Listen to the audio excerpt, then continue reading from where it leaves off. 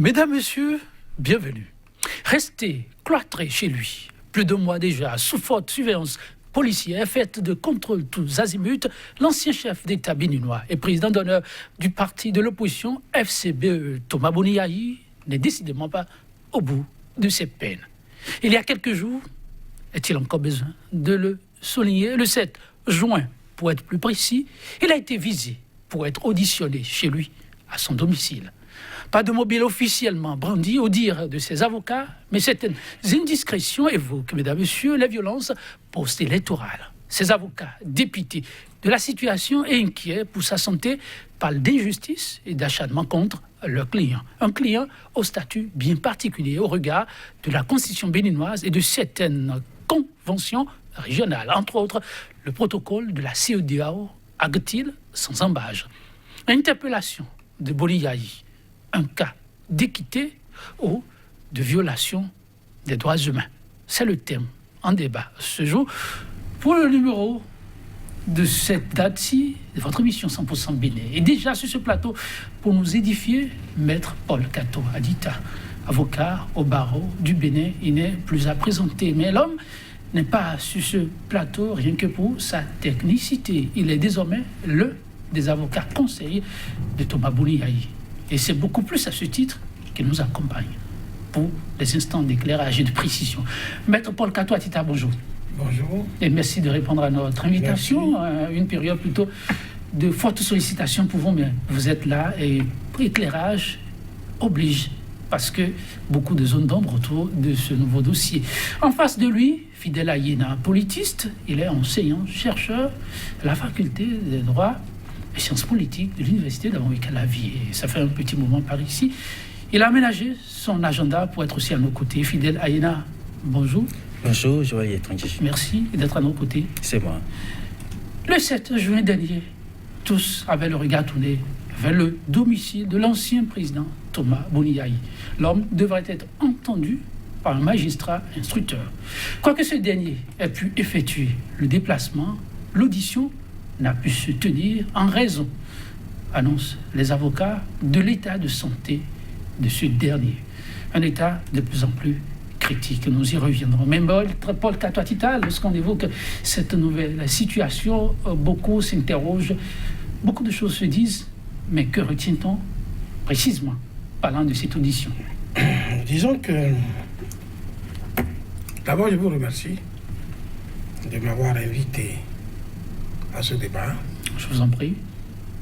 Et je crois que j'avais un intérêt professionnel à y être. C'est ça.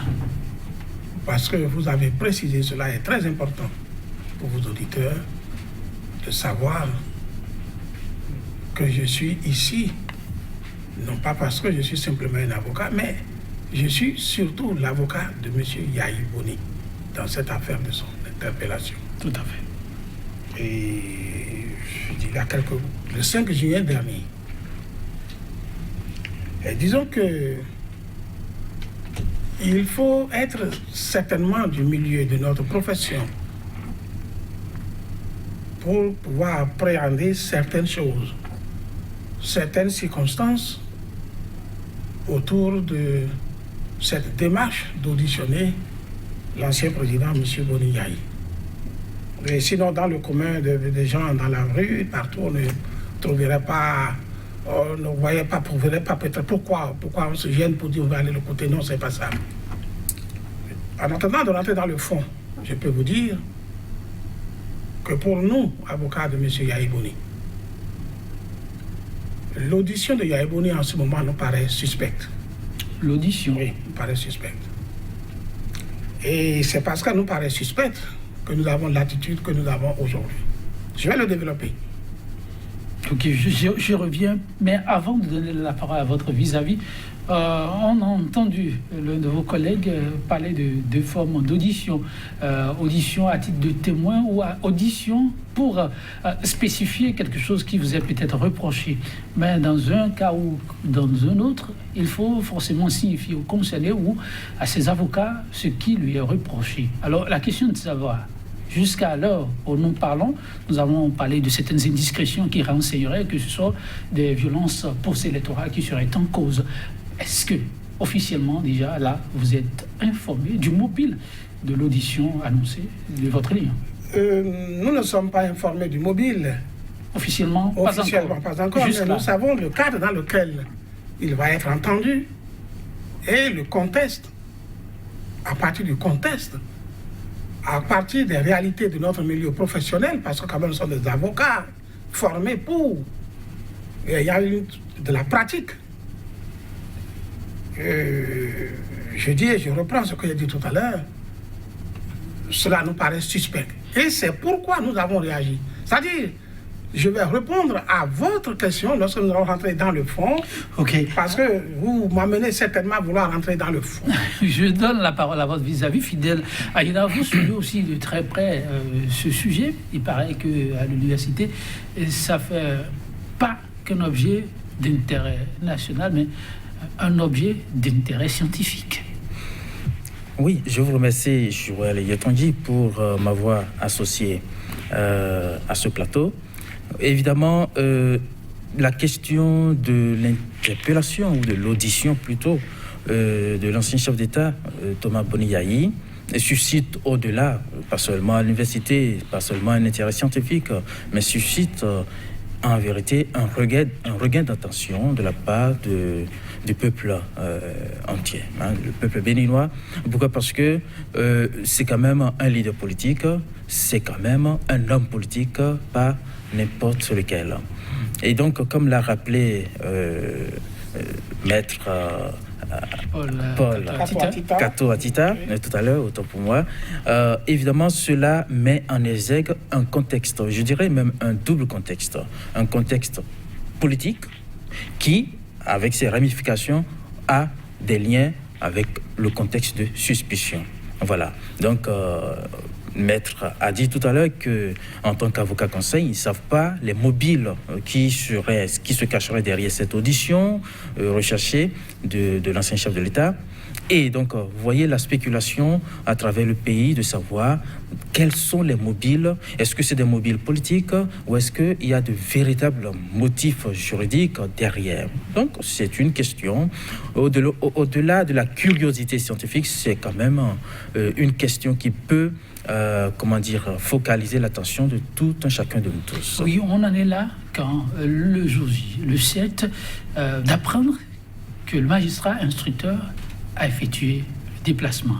Maître Kato Atita, ce qui a chagriné ces observateurs, cela ne peut pas être sur ce plateau, c'est de savoir que votre client est indisposé, mais pourtant vous avez laissé le magistrat aller jusque dans l'intention de faire son devoir pour un travail qu'il ne pourrait accomplir parce que votre client serait malade. Mais vous l'avez laissé se déplacer. Pourquoi? Voilà. Je vous remercie et vous m'amenez à revenir sur votre première question.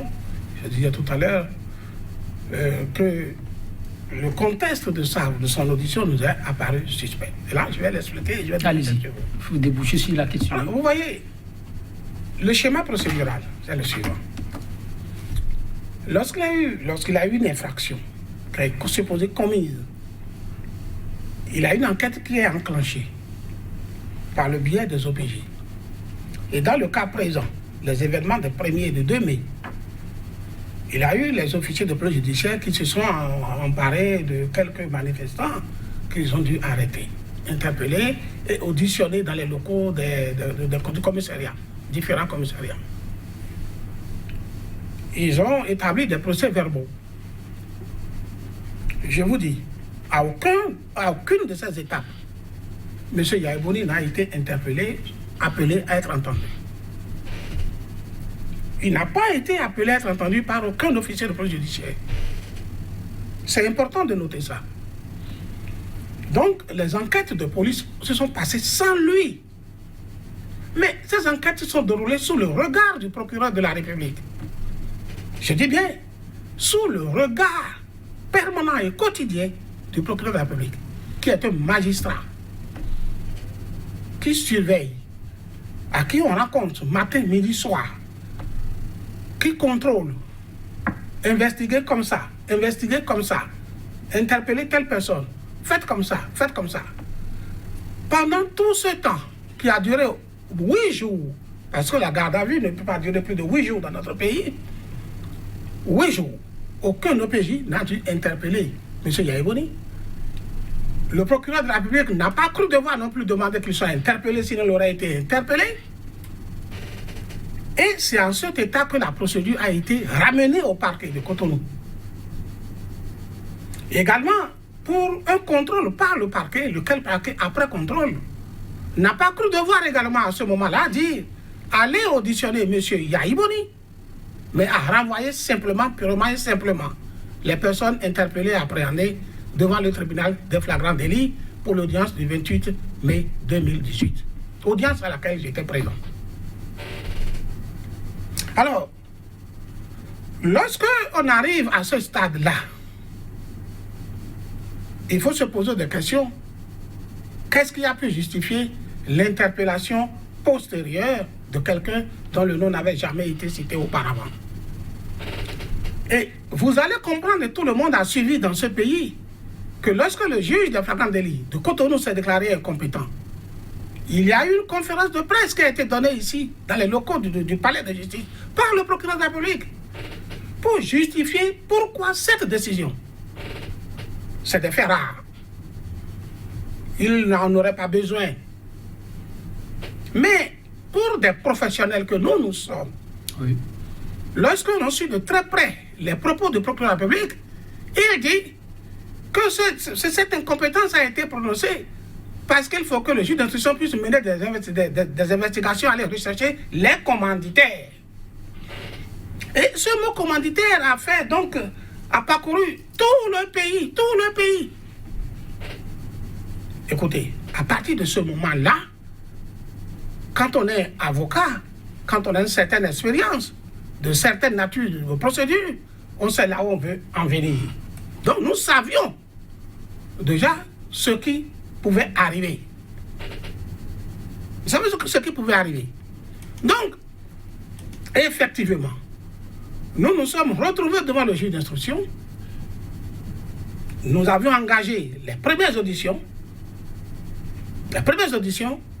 quand subitement, l'audition de Yaïboni apparaît. Contre le cours de la procédure. Je dis bien contre le cours de la procédure, de l'évolution de la procédure. Parce que là encore, nous savons en tant que nous-mêmes professionnels comment se fait le cours d'une procédure devant un juge d'instruction. Nous savons à quel moment un juge d'instruction peut être amené à demander à une personne jusque-là dont le nom n'a jamais figuré depuis l'enquête préliminaire, a dit « viens rentrer dans la procédure ». Donc pour n'avoir pas été cité au début, il ne devrait plus pas l'être à ce moment-là. Il peut l'être à des conditions que nous savons tous. Les conditions ne sont pas remplies. Non. À des conditions que nous savons tous. Nous sommes des professionnels. Hein? On ne peut pas nous manipuler. Nous sommes des professionnels des professionnels. Et quelles sont ces conditions pour rester dans la vérité des faits? Mais lorsque quelqu'un n'a jamais été auparavant mis en cause, il faut qu'à un moment donné, quelqu'un tout au moins puisse le remettre en cause. Mais personne ne l'a remis en cause. Voilà, contre le coup. Voilà. Attendez, je viens, il n'a pas contre le coup. Donc, à partir de ce moment-là, nous, en tant que professionnels, nous sommes devenus inquiets, préoccupés, pour savoir où veut-on en arriver, qu'est-ce qui se passe. Et en tant qu'avocat, on ne pouvait pas l'accepter aussi facilement. Premier élément, parce que les gens s'accrochent seulement au certificat médical. Non, ce n'est pas vrai, ce n'est pas ça. On reviendra sur le certificat médical. Il a plusieurs motifs qui ont motivé, parce que je suis co-signataire de cette lettre. Il a plusieurs motifs qui sont à la base de notre demande de report. Il a cette inquiétude procédurale. Nous avons lorsque nous rentrons au bureau du juge d'instruction, nous n'avons aucun problème avec lui. Il nous accueille avec joie. Il fait son travail vis-à-vis de nous dans la parfaite harmonie. Sur ce plan, nous n'avons pas de problème. Mais sur le plan procédural, oui. Mais ce qui est arrivé, l'intrusion inattendue de l'audition de Yaïboni, nous avons notre idée de ça. Vous avez votre idée de ça, on comprendrait encore plus. Ça, c'est un des motifs. Il y a plusieurs motifs à la base. On revient sur... Je commence par ce motif pour demander le regard du politiste. Voilà, les suspicions, c'était dans la masse populaire. Mais quand les avocats en arrivent à en ajouter, en citant des faits comme ceux-là, Boni Yahi a cité tout au début, mais citer, comme on le dit, des cheveux sur la soupe pour l'avocat averti des dossiers comme ceux-là. Il y a anguille sous roche. Oui, vous avez tous raison de considérer qu'il pourrait y avoir anguille sous roche. Mais quelque part, il faut rappeler ceci, que nous sommes dans un débat. Je ne parle pas de celui-ci, le débat entre le pouvoir et l'ancien chef de l'État et puis ses conseils. C'est un débat qui ne peut pas rester un débat technique. Le débat que le maître Cato Atita, excusez-moi, soulève, il est très technicien, ce qui est normal, ce qui est judicieux, mais en vérité, ce débat ne pourra jamais rester, aussi bien pour lui que pour les magistrats qui vont instruire le dossier, ne peut pas rester technique, parce que avant tout, ne peut pas rester technique, et c'est ça qui va justifier ces procès d'intention ou ces suspicions, tout ce qui va, ratatiner ce type de dossier, c'est que ça ne peut pas être devant la juridiction compétente, ça ne sera jamais un débat technique, ça sera, parce qu'avant tout, c'est de façon sui generis, c'est un débat politique. Vous voyez, c'est une bataille politique. Tout à l'heure, Maître a rappelé que les magistrats, le juge d'instruction ou en tout cas l'officier de police judiciaire ont recherché à un moment donné les commanditaires des faits de violence qui ont eu lieu les 1er 2 mai dernier. Alors, si on recherche les commanditaires, pourquoi ? On sait très bien que les têtes de crête de ces émeutes, c'est les anciens chefs de l'État et puis d'autres leaders de partis politiques, de formations politiques.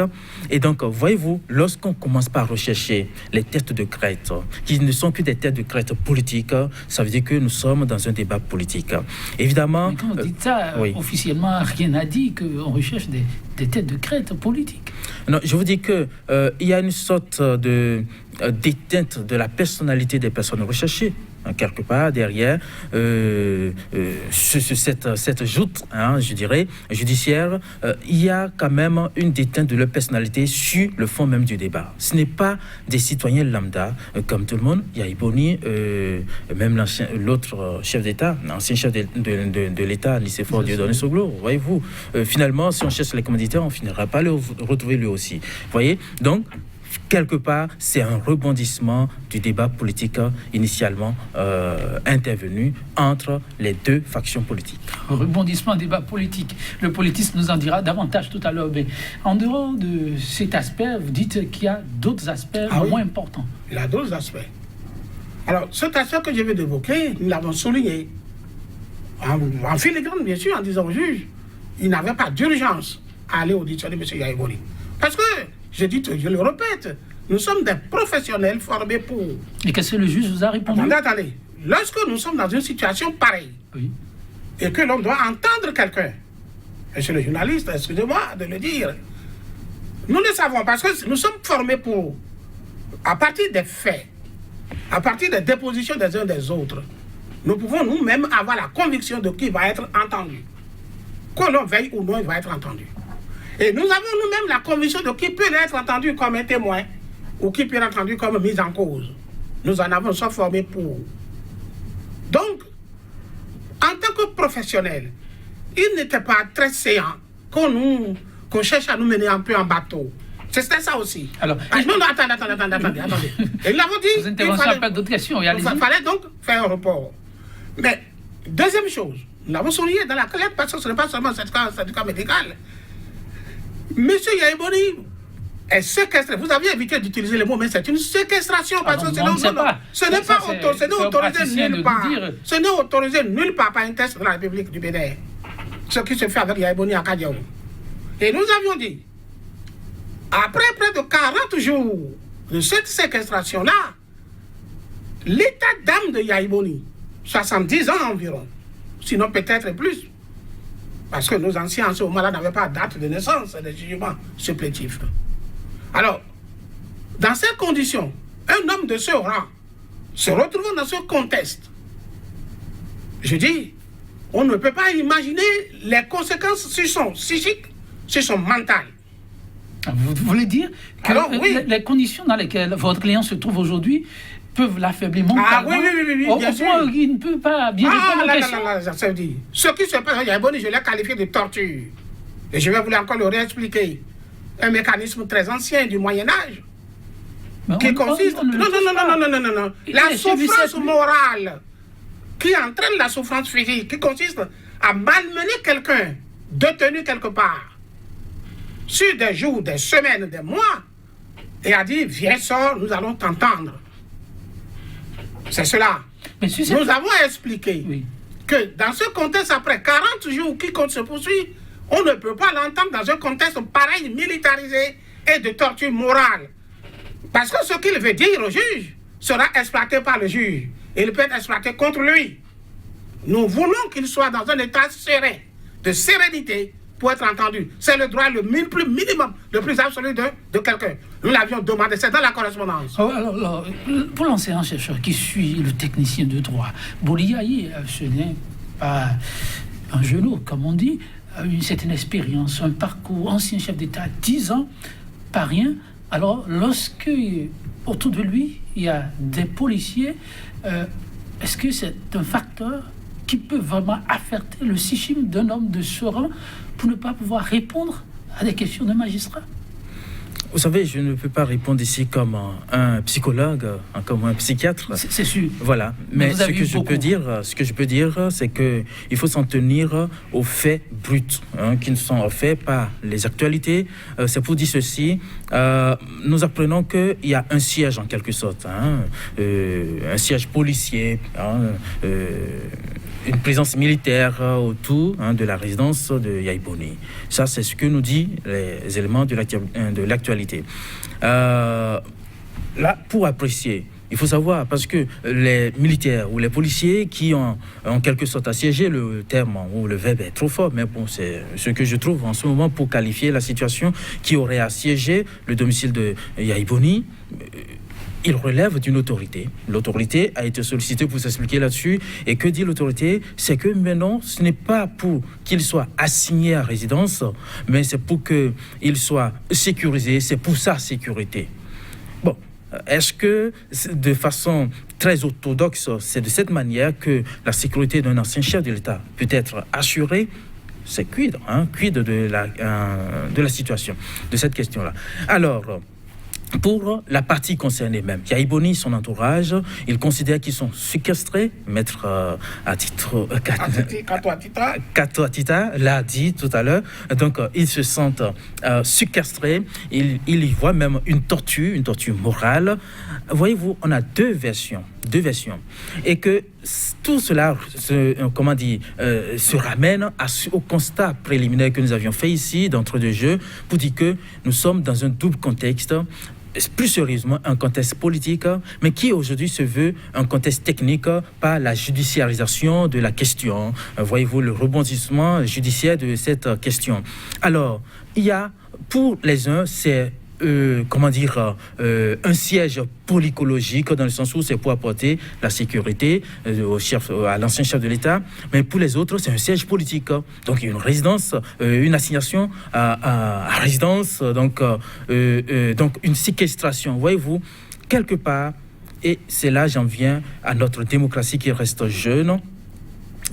L'action des uns comme des autres ne pourrait profiter à la démocratie et donc à tout le pays. Pourquoi? Parce que nous sommes en train de livrer là une image à l'international. Nous livrons une certaine image de notre jeune démocratie où, pour les uns, voyez-vous, ramener à l'international, on constate qu'un ancien chef de l'État peut se retrouver en quelque sorte comme séquestré ou assigné à résidence.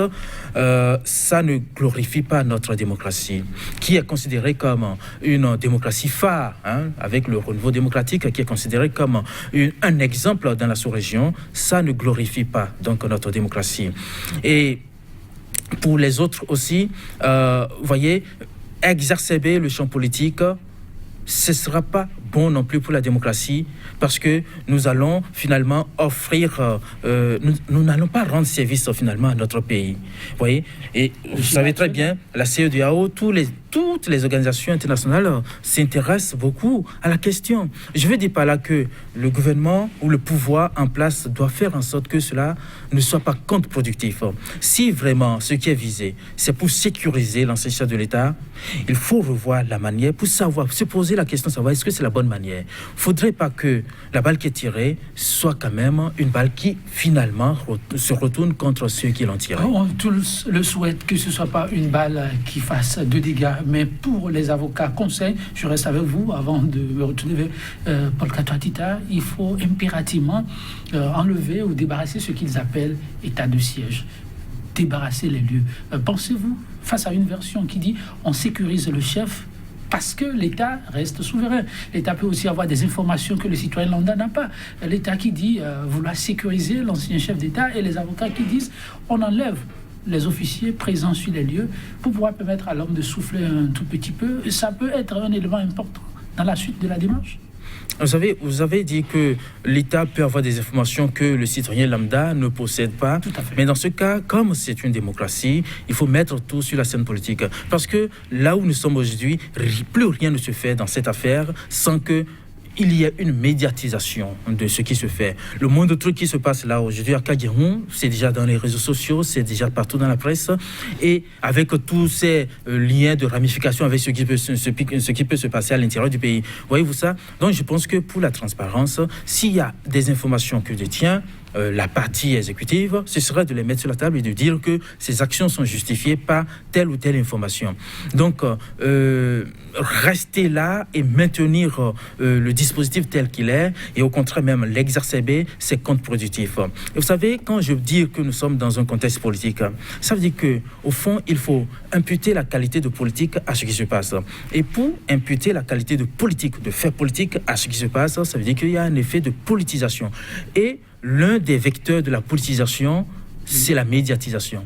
Parce que rien ne se passe dans ce contexte-là sans que les médias soient associés. L'audition qui a été recherchée de l'ancien chef de l'État, c'est dans les médias. La procédure judiciaire est déversée tous azimuts dans les médias. Cela voudrait dire que nous ne sommes plus dans un débat technique, ce n'est plus du pur juridictionnel ou juridique ou judiciaire, c'est juste une affaire politique. Sans cela que les acteurs même qui sont impliqués, et je me demande pourquoi d'ailleurs, même pour des professionnels de la justice, puisque le délit d'initié ou le petit délinquant du quartier, ce n'est pas médiatisé. Il y en a au quotidien, ils ont du boulot au quotidien, mais pour autant, ce n'est pas aussi médiatisé. Mais ici, de bout en bout, avant la procédure, pendant la procédure et après la procédure, c'est dans la médiatisation. Donc on ne saurait dissocier le politique du technique dans ce dossier. Exactement. Maître Paul Kato Atita, vous martelez et demandez expressément à ce que le ministre, le garde des Sceaux ou le ministre de l'Intérieur, chacun dans son couloir, puisse agir au plus vite pour permettre à votre client de souffler. Mais lorsque vous le dites, certains disent personne n'a empêché Bouniaï de sortir de chez lui. Oui, vous souriez, mais c'est quand même pertinent, Maître Paul Kato. On n'a jamais constaté que Bouniaï a voulu quitter sa maison et qu'il y a eu résistance. Monsieur le journaliste. Oui, Paul Kato Atita, vous êtes là pour dire toute la vérité. Oui.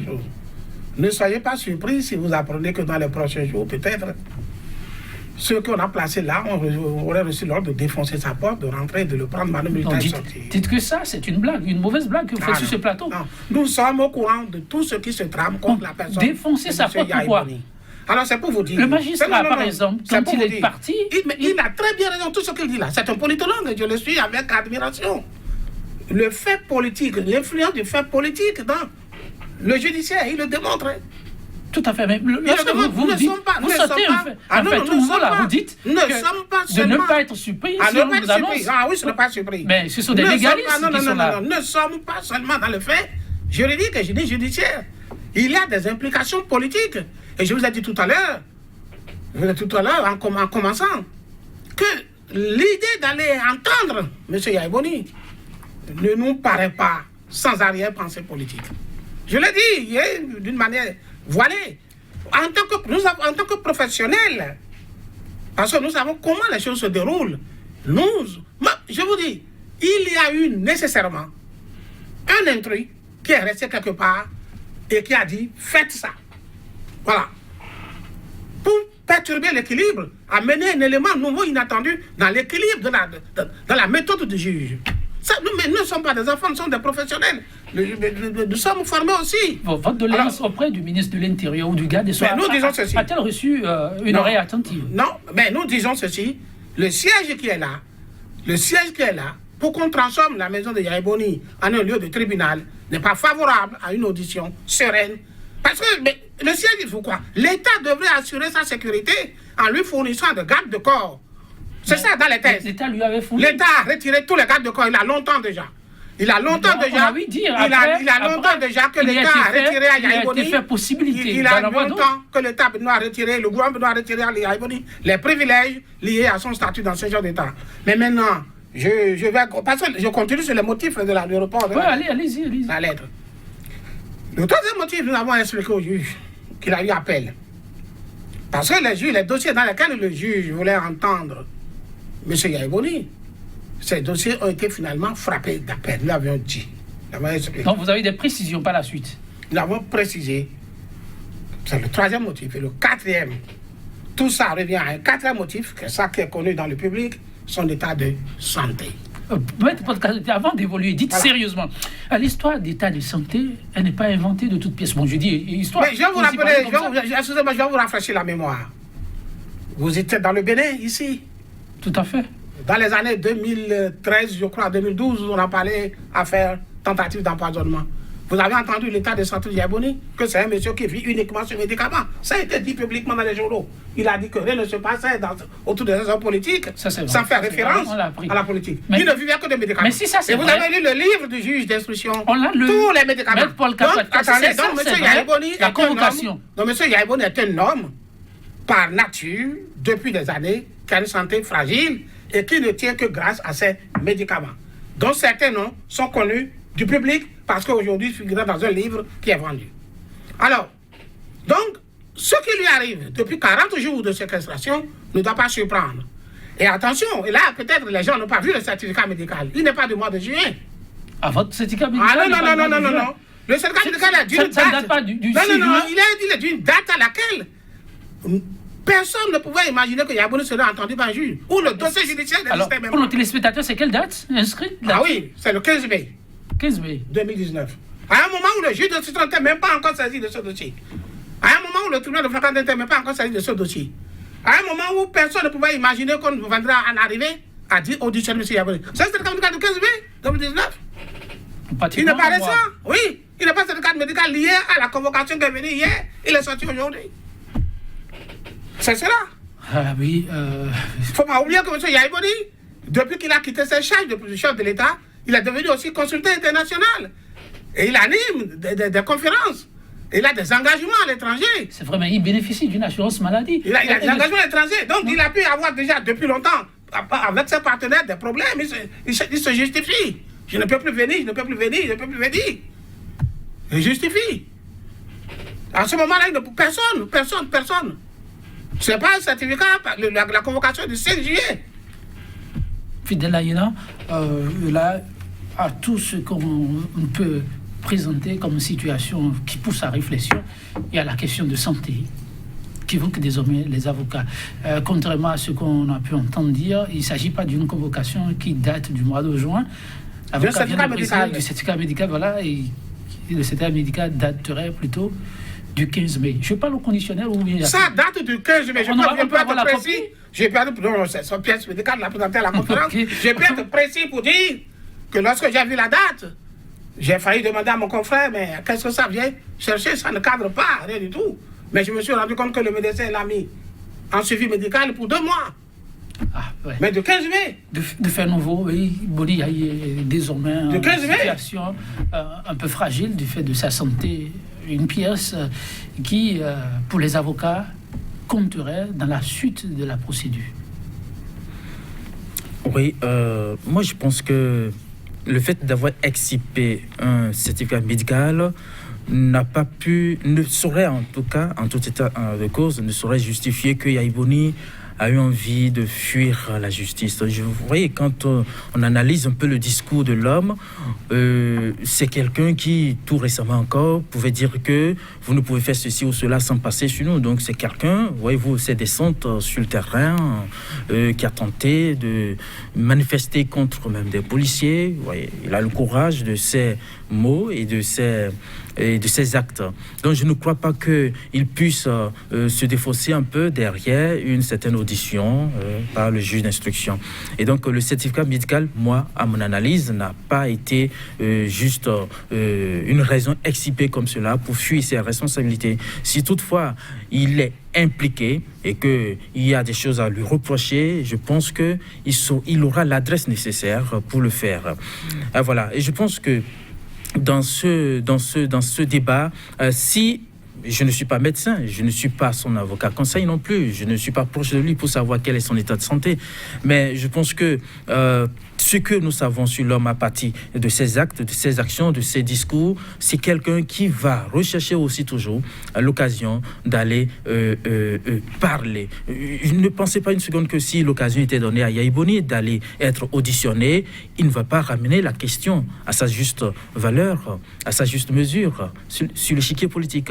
Il va parler politique, puisque les faits on ne sait pas quels sont les faits qui lui sont reprochés, mais si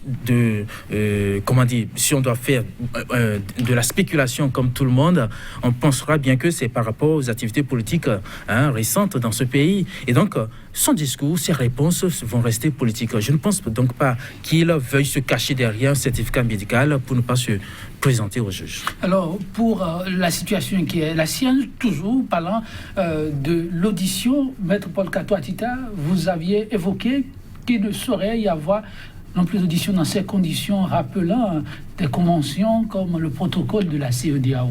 Est-ce que, à l'heure où on en est, à cette étape, c'est utile de brandir ce protocole? Je vais arriver en complément des idées développées par le professeur.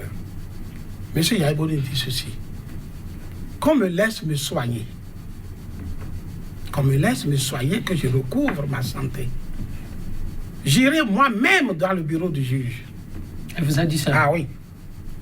Il n'a plus besoin de venir à moi. Il m'a déjà fait l'honneur d'être venu chez moi. Il a reconnu que je suis un ancien chef d'État. Il m'a accordé ce privilège de venir chez moi. Je le remercie.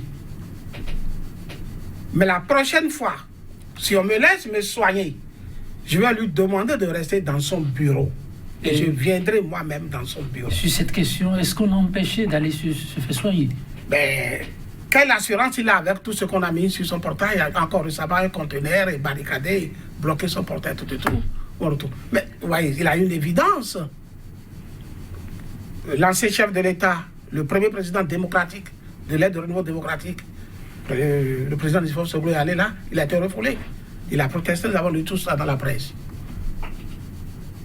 Qu'est-ce que nous avons encore de plus cher au Bénin aujourd'hui au plan politique, symbole politique? Mathieu Kérékou est mort, Emile Denezissou est mort, les anciens Romain Miakwit et autres sont morts.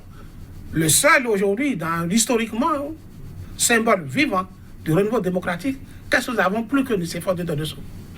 Et il se présente, il a été refoulé. Donc ça, il ne faut pas qu'on nous dise qu'on n'a pas interdit de sortir. Encore un élément pour le politique, oui. Cette image de Nicéphore Soglo qui a fini par s'en remettre à la police républicaine pour avoir des éléments d'appréciation. Mais lorsqu'on est sur un dossier brûlant, est-ce que l'officier aussi n'avait pas de raison pour mettre aussi un peu de gants, même si c'est un chef d'État, un ancien qui vient à elle?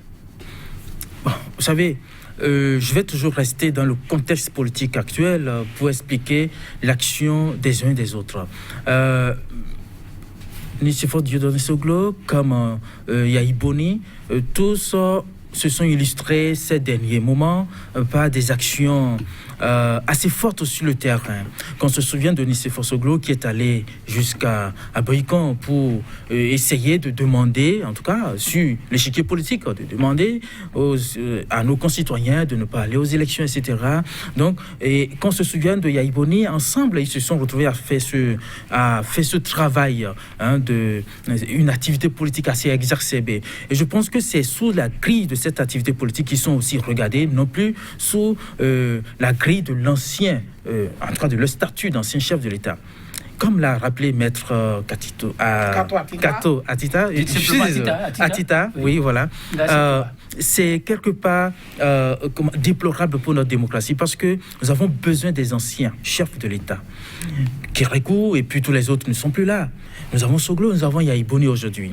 Et que lorsque notre démocratie en vient à des crises comme ce que nous traversons en ce moment, les anciens chefs de l'État ont un rôle salutaire à jouer. Lorsque la Cour constitutionnelle, lorsque le médiateur de la République ne sont plus efficaces à apporter une solution idoine, les anciens chefs de l'État sont là pour... Vous faites une affirmation ? Médiateurs, la Cour constitutionnelle ne sont pas efficaces ? Ils sont pas... Bon, quelle est la solution apportée aujourd'hui par la Cour constitutionnelle face à la crise politique que nous avons traversée avant l'élection et après l'élection? Quelle est la solution de la Cour constitutionnelle? Voyez-vous, quelle est la solution du médiateur de la République?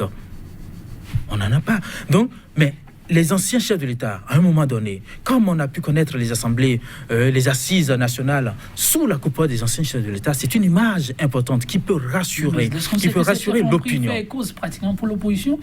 Est-ce qu'ils peuvent encore quelque chose pour la nation en termes de marche commune? Mais justement, c'est ça qui justifie le traitement qui leur est réservé en ce moment, qu'on soit Yahya Boni ou Nicéphore Dieudonné Soglo, le traitement qui leur est réservé justifie le fait d'avoir pris une position trop tranchée du côté de ce que nous appelons aujourd'hui l'opposition. Donc, ça justifie tout ce qui se passe. Alors, ma question par rapport à la CEDEAO, le protocole, quelques minutes et on va se séparer. Le protocole CEDEAO, bon, on demandait si on peut encore s'en prévaloir aujourd'hui. Oui. Le protocole, c'est les privilèges accordés aux anciens chefs de l'État. C'est tout. Et nous constatons que Yahya Boni n'a pas ces privilèges-là. Ça s'arrête là. On ne peut pas faire plus. Si nous sommes respectueux de nos engagements internationaux, on doit nous soumettre à ce protocole. Et si on se soumet à ce protocole, il n'aurait pas le siège de Kageou. Alors, lorsque ces questions se posent, en même temps, ça renvoie à une question lancinante sur tout le continent. La CEDEAO, face à ce type de situation, a-t-elle vraiment les coups des franches pour apporter la solution? La solution pour la CEDEAO, c'est un pouvoir de pression. Et c'est ce qui se fait depuis un certain temps. Donc, exercer la pression sur le pouvoir pour ramener des situations un peu, pour fléchir sa position. C'est tout ce que la CEDEAO peut faire. Et que la balle est dans le camp, sincèrement, du pouvoir de l'État béninois pour agir dans le sens de la vertu, dans le sens de l'apaisement. Ah bon, le pouvoir pour exercer dans le sens de l'apaisement. Pour la suite de ce dossier, Maître Paul Kato, qu'avez-vous envie de partager avec nos téléspectateurs? Quelques minutes et puis on se sépare. Il faut éviter à notre pays, il faut que le gouvernement du Bénin actuel évite à notre pays un avenir imprévisible, aux conséquences qui seront incalculables. Et la crise a perdu. Et il y a des ramifications, vous savez, je parle devant un politologue. Les réalités d'un pays, ce n'est pas, c'est profond. On ne peut pas gérer un pays, prendre certaines décisions d'un pays en s'éloignant de son histoire, en s'éloignant de sa réalité culturelle, en s'éloignant de la composition même de la République, de la nation. Vous voyez, quand vous prenez la crise actuelle, lorsque la crise veut se déclencher, les mouvements enclencheurs sont plus fréquents dans une zone du pays, c'est dans les collines. Et vous avez dit tout à l'heure que Tchaourou, par exemple, est une zone qui est liée au Nigeria et qui est la zone d'une ethnie donnée. Ça, ce sont des réalités culturelles. Ce sont des réalités liées aux nationalités qui composent un pays. Il ne faudrait pas que nous-mêmes, par des décisions contrôlées, nous arrivions à perturber l'équilibre de la République. Ah, ça, c'est très important. À travers ce qui se joue actuellement, c'est mais ce qui se joue, qui est en oui. Ah oui. Les gens ne s'en aperçoivent pas. Mais c'est très dangereux ce qui se passe. C'est un jeu très dangereux au plan politique et il faut que le gouvernement se retire de là et pose des actes qui vont à la paix, à la pacification du pays. Si vous devez faire une adresse ultime, vous diriez quoi en 15 secondes? Et on conclut? D'écouter le peuple. D'écouter le peuple. Oui.